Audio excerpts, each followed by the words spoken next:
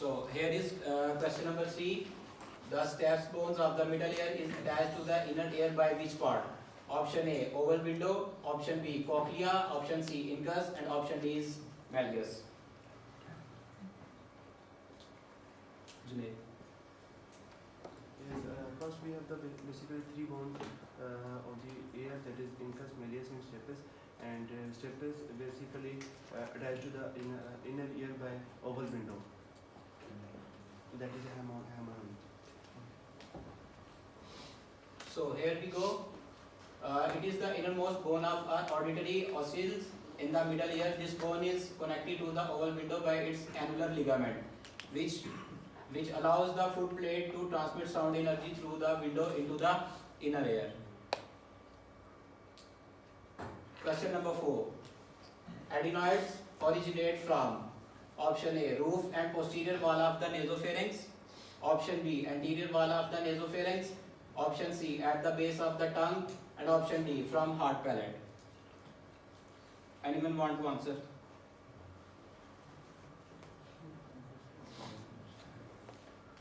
Imran. Option A, originate from roof and posterior wall of the nasal pharynx. You want to explain? Actually, the adenoid is a lymphoid tissue. It's a part of the wilder ring which is separated in the roof and posterior wall of the nasal pharynx, and also the tonsils. Okay, thank you so much for your answer. Here, the adenoid is a median mass of mucosa-associated lymphoid tissue. It is situated in the roof and posterior wall of the nasopharynx. Both tonsils and adenoid are part of the Walder ring. The Walder ring is involved in the production of immunoglobulins and the development of both B and T cells. Question number 5. Multiple endocrine neoplasia type 2 present in which type of thyroid carcinoma? Option A, papillary carcinoma. Option B, medullary carcinoma. Option C, follicular carcinoma. And option D, pituitary adenoma. Anyone want to answer?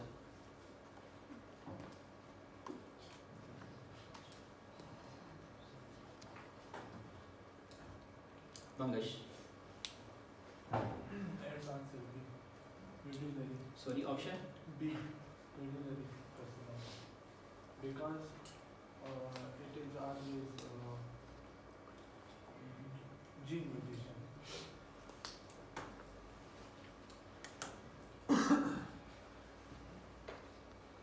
Okay, please read. Multiple endocrine neoplasia syndromes are caused by gene mutation.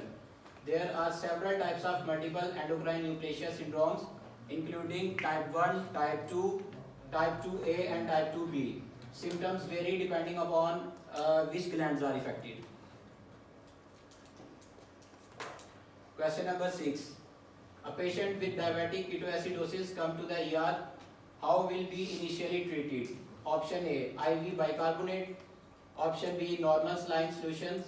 Option C, insulin. Option D, normal saline with short-acting insulin. Yes.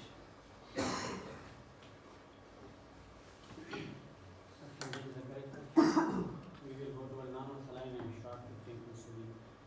The diabetic ketoacidosis is most common in type 1 diabetes. In type 1 diabetes, here is decreased level of insulin and prevent the metabolism of fat like lipolysis, due to which the ketone bodies are formed.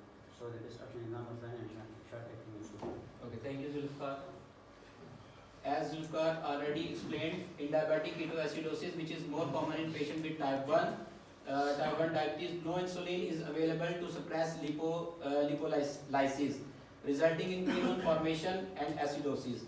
Initially, treat diabetic ketoacidosis with normal saline and short-acting insulin. Question number 7. Contraindication to renal transplant.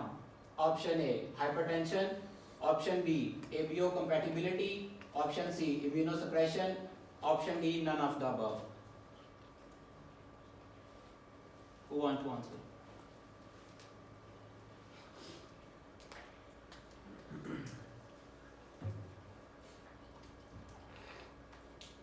Irfan, can you please?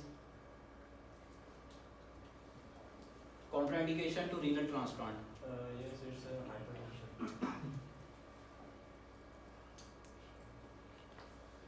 So, here is the explanation. The following are the minimum absolute exclusions in age less than 18 years and mentally incapable of making an informed decision, uncontrolled hypertension or history of hypertension with and organ damage. So here is the explanation for the contraindications to renal transplant, and the answer is hypertension. Question number 8. A mother comes to the pediatrician with her baby who has cyanosis, tachycardia, which is non-corrected by supplemental oxygen. Mother has a history of diabetes. What will be the diagnosis? Option A, VSD. Option B, ASD. Option C, TGA, means transposition of the great arteries. And option D, RV hypoplasia. Anyone?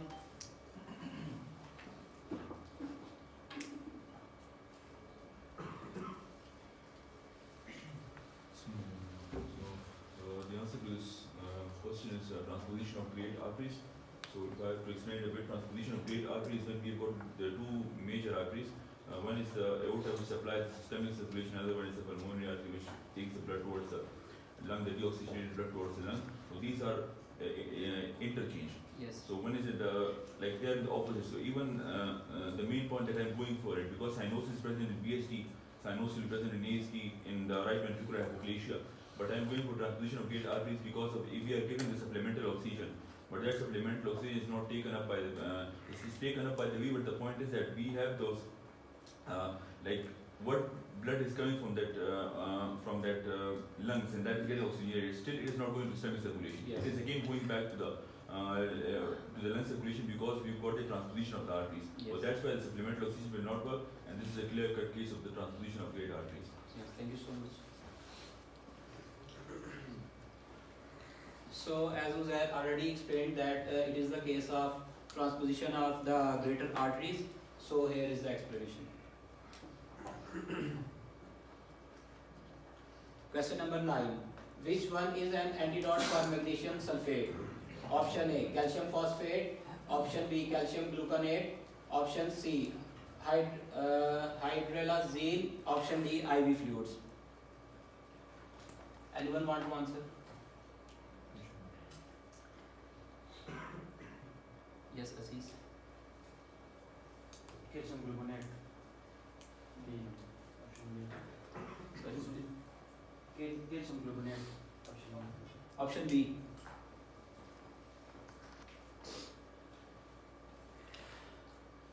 So protamine sulfate is a medication that is used to reverse the effects of heparin.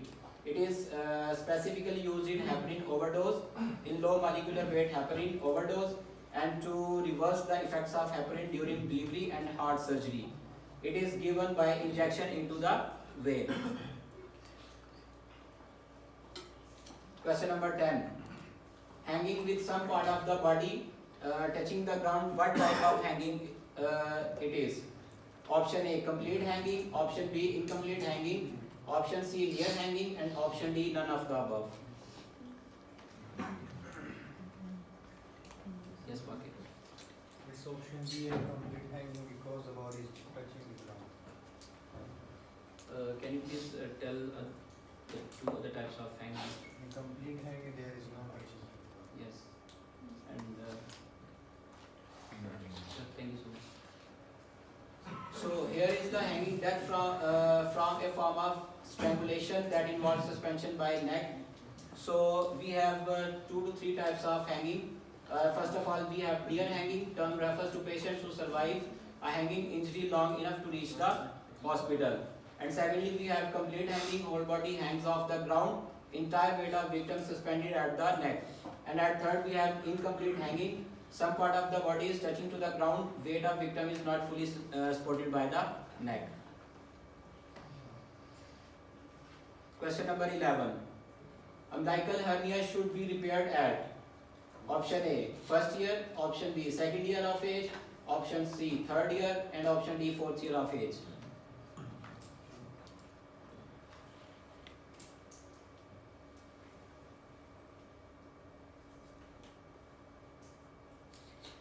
Abdul Rahman.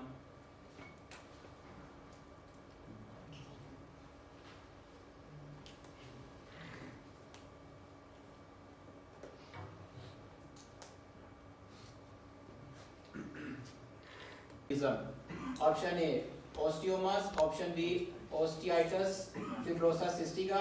Option C, trabeculated fibrosis. Option D, osteodystrophy. So who wants to answer?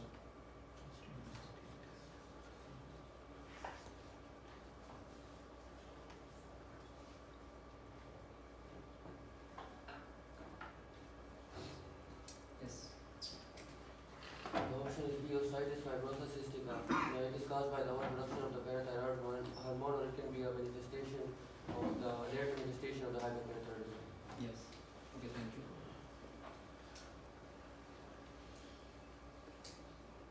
As Mustafa said, osteitis fibrosa cystica is the late manifestation of hyperparathyroidism. Question number 15. In which of the following condition aorta arises from the right ventricle? TGA, transposition of the great arteries, VSD, ASD, and TOF, territory of Fallot. We already done this type of question before. Okay. STGA, transposition of great arteries. So aorta arises from the right ventricle. There is transposition of the great vessels into each. Yes, thank you, sir. So we have already explained this type of question before. Question number 16. Where is the carcinoid tumor located? Option A, stomach. Option B, small intestine. Option C, large colon. And option D, appendix. Zero. So carcinoma tumor is most commonly located in the appendix, large intestine. The second most common after that is the respiratory. Yes. Now carcinoma tumor is basically a neuroendocrine tumor, and the most common substance that releases is serotonin, the 5-HT that we call. So it is a carcinoma most common in the appendix. Yes. Thank you so much.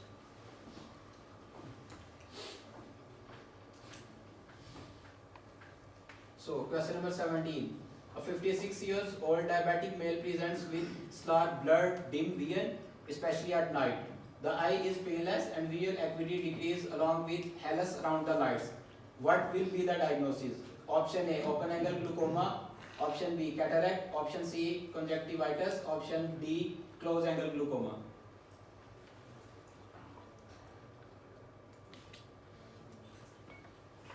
Abbas.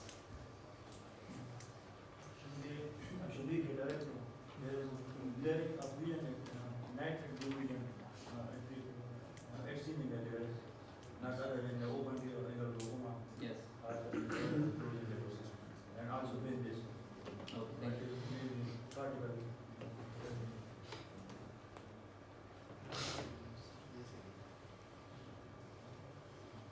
So here is the reason why we choose cataract. As Abbas already explained, cataract is one of the major causes of visual impairment in diabetic patients. When glucose levels are high, this can cause the lens to swell and affect the clarity of the vision. Furthermore, the lens has an enzyme that converts glucose to substance called sorbitol, which can cause cataracts when built up in the lens over time. For diagnosis is typically established on the basis of thorough history and direct visualization of the cataract by means of slit lamp. Slit lamp we use to see for cataract. Question number 18.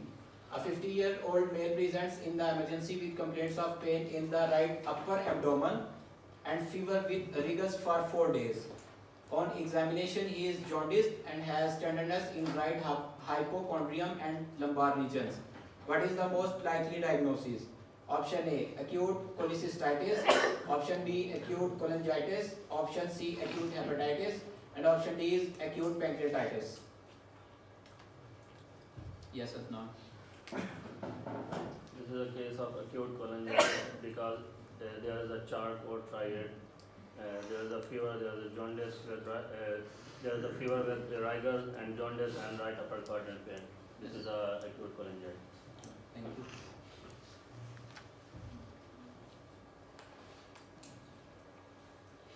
So as Adnan said, here is Charcot's cholangitis triad. This is a combination of jaundice, fever, usually with the rigors, and right upper quadrant abdominal pain.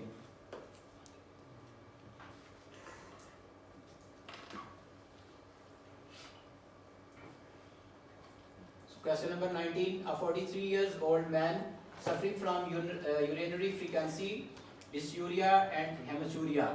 His biopsy report shows carcinoma of the urinary bladder. His stool microscopy sample shows the presence of an ova with a large terminal spine. He is infected by the following parasites. Option A, Schistosoma mansoni, Schistosoma hematobium, and Schistosoma japonicum. And the option D is clonorichis. So what is the correct answer? So,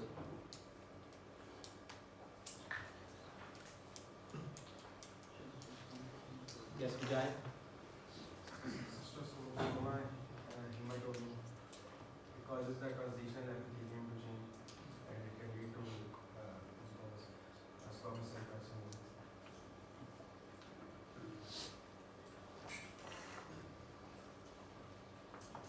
So here is schistomiasis causes chronic granulomatous cystitis leading to squamous metaplasia of transitional epithelium and a subsequent development of squamous cell carcinoma. Question number 20. A 24-year-old premigravida came with complaint of painless vaginal bleeding at 34th week of gestation. The presenting part is not engaged. The most likely cause of bleeding is option A, ectopic pregnancy, option B, placental abruption, option C, vasa previa, option D, placenta previa.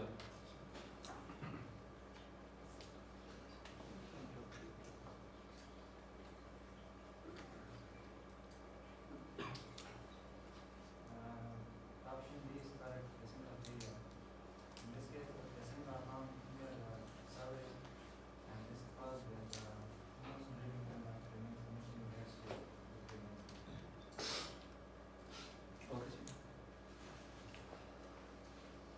So the option is option D, placenta previa. Why we choose placenta previa? Here is the explanation. Because placenta previa is a condition we all know in which the placenta lies very low in the uterus and covers all part of the cervix. So here are some clinical features. The most common symptoms of placenta previa is painless bleeding from the vagina, and we also have painless bleeding in the question. So here is the clinical features of placenta previa, that placenta previa is painless bleeding from the vagina during the second half of pregnancy. And for diagnosis, transvaginal ultrasound to assess the position of the placenta. Digital vaginal examinations are contraindicated. Question number 21. Patient after mastectomy present with the winged scapula. Which nerve is damaged? In winged scapula, which nerve is damaged? Option A, long thoracic nerve. Option B, musculocutaneous nerve. Option C, accessory nerve. Option D is facial nerve. So, which nerve is damaged in winged scapula?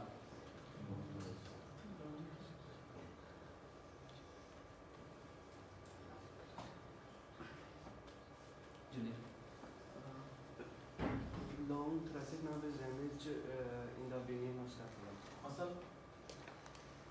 Muscle involved. Which muscle is involved in winged scapula? Muscles right along the scapula. The apparatus inferior.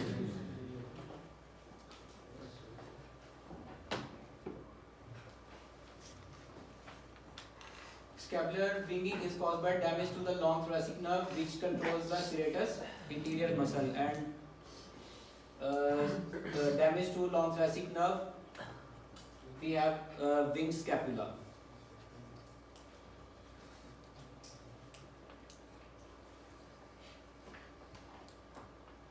Question number 22. A 53-year-old female presents with progressive dysphagia from solids to liquids and has a history of weight loss. What will be the diagnosis? Option A, esophagitis. Option B, esophagus cancer. Option C, ectasia cardia. And option D, none of these. Anyone wants to try? Yes, Uzair. So the answer to this question is basically esophageal carcinoma. There are two reasons to it. First, we look at the age bracket, and the second one, the most important one, is the progressive dysphagia from solids to liquid. Yes. If we talk about esophagitis, it is absolutely not the same pattern. And in ectasia cardia, there is present both to the solids and liquids at a very simultaneous pattern. So yeah, this dysphagia from solid to liquids is specifically in esophageal cancer. Another thing is the weight loss. Weight loss is a very important constitutional symptom in any carcinoma. So that's why with all these three features, it is a case of esophageal cancer.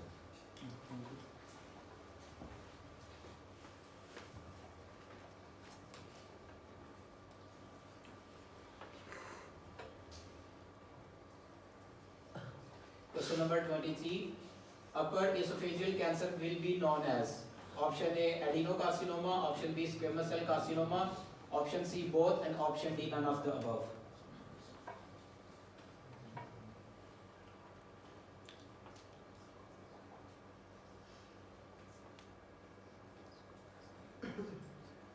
Yes, Hansla. This squamous cell carcinoma, because upper esophageal carcinoma and upper surface is lined that changes the skin.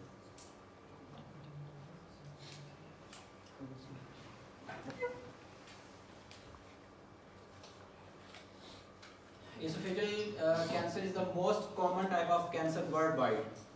The two main forms are esophageal adenocarcinoma and squamous cell carcinoma. Both are the main types. Adenocarcinoma and squamous cell, both are the main types. The primary risk factors for squamous cell esophageal cancer are alcohol consumption, smoking, and dietary factors, occurring mostly in upper 3-4. So we are talking about the upper part. So the upper part is squamous cell carcinoma, and if we talk about the adenocarcinoma, it is lower 1/3 of esophagus. Question number 24. Hematogenous spread occurs in which thyroid carcinoma? Option A, papillary carcinoma, papillary, option B, follicular, option C, anaplastic, and option D is medullary. So which spread is the hematogenous spread?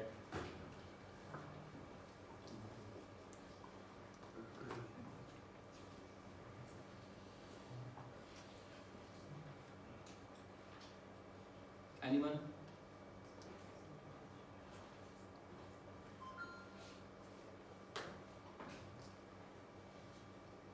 Yes, Adnan. Follicular spread. Follicular carcinoma spread by the hematogenous route, but papillary and others are by lymph node. Thank you. So, option is option B. Follicular thyroid carcinoma is the second most common cancer of the thyroid after papillary carcinoma. So, first is papillary carcinoma, and after papillary carcinoma, the second most common cancer is follicular thyroid carcinoma. Follicular thyroid cancer has vascular and capsular invariants and have a tendency for hematogenesis, especially to lungs and bones. So it is question number 25, which is the last question of the slide. Multi-drug resistant TB is caused by which of the following drugs? Option A, isoniazid and rifampin. Option B is rifampin and pyrazinamide. Option C is ethambutol and isoniazide, and option D all of the above. So which is the correct answer?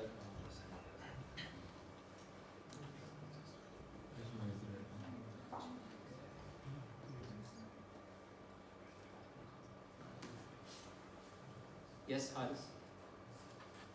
Correct answer here is isoniazid and campaign A, because it is the most common drug that is used in TB, and due to its mismanagement or overdose sometimes it causes the multiple drug resistant TB. So here is the explanation why we choose option A.